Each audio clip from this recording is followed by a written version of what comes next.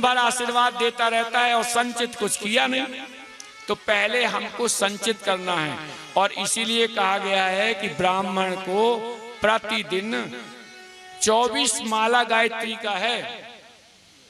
हमको तो लगता है कि बहुत से लोग होंगे पूरे जीवन में 24 माला न कर पाए होंगे गायत्री का, लेकिन 24 माला गायत्री का करने का विधान है।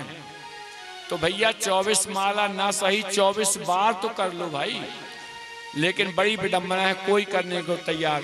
गायत्री नहीं कर सकते आप, भगवान का नाम तो ले सकते हैं ना, तो भगवान का नाम ही ले लें, वही आपको जो है, क्योंकि सब कुछ आप, सनातन शास्त्र हमारा इतना दिव्य है, हमेशा कहते हैं हमने जो कुछ भी किया और सब कुछ ईश्वर को अर्पण कर दें। जब हमने ईश्वर को अर्पण कर दिया तो भैया अब जो भी है तुम जानो, आशीर्वाद भी दिया तो तुमने दिया, नहीं दिया तो तुमने नहीं दिया। हमारा जो कुछ भी है वो आरती में बड़ी प्रसन्नता से गाते हैं, तेरा तुझको अर्पण क्या लागे मेरा।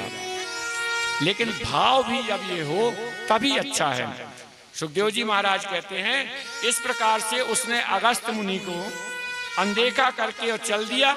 जब अगस्त्य मुनि को अनदेखा किया तब उन्होंने जो है देखा कि कहा इसने देख लिया। उन्होंने कहा कि देखो ये गज की भांति जो है और मतवाला हुआ चला जा रहा है, अगल बगल कौन है इसको दिखाई नहीं देता, जा तू गज हो जा। और इसीलिए वह जो है सांप के वशीभूत होकर के गज होकर आया। तो उसे भी जो है उसका उस बात का ज्ञान दिलाने के लिए आज यह लीला रची गई। भगवान तो सदैव लीला रचते हैं ना। सुखदेव जी महाराज कहते हैं कि हे राजन, इस प्रकार और गज ने भगवान की स्तुति किया, हे भगवान आपने मेरे ऊपर बड़ी कृपा किया और मुझे आपने आज इस ग्राह से बचा लिया।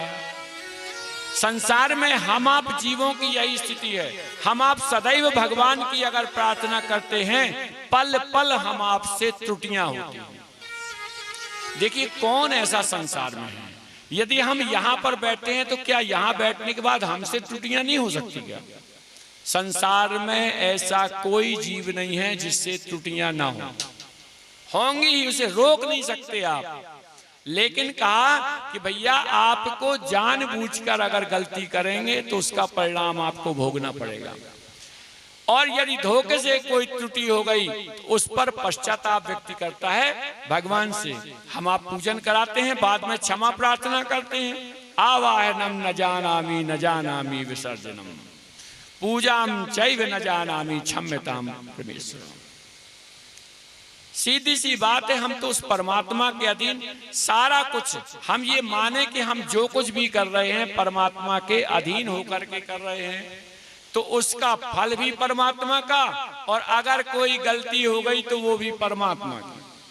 लेकिन जब गड़बड़ हो जाता है तब तो हम आप परमात्मा को दोष अवश्य देते हैं, और सफलता प्राप्त हो गई तो बड़ा बैठे बैठे बड़ी होशियारी बताते हैं कि मैंने ये किया इसलिए ऐसा हो गया, अगर मैं नहीं करता तो ऐसा नहीं होता। ये सब अज्ञानता की बात है। शास्त्र कहते हैं, तो एक बार सुखदेव जी महाराज कहते इस प्रकार और गज का उद्धार किया। गज ने स्तुति किया, बहुत बढ़िया स्तुति गज ने जो है और भगवान की गाया। हम आप सभी भगवान का संकीर्तन करते हुए जो है बोलिए वृंदावन बिहारी लाल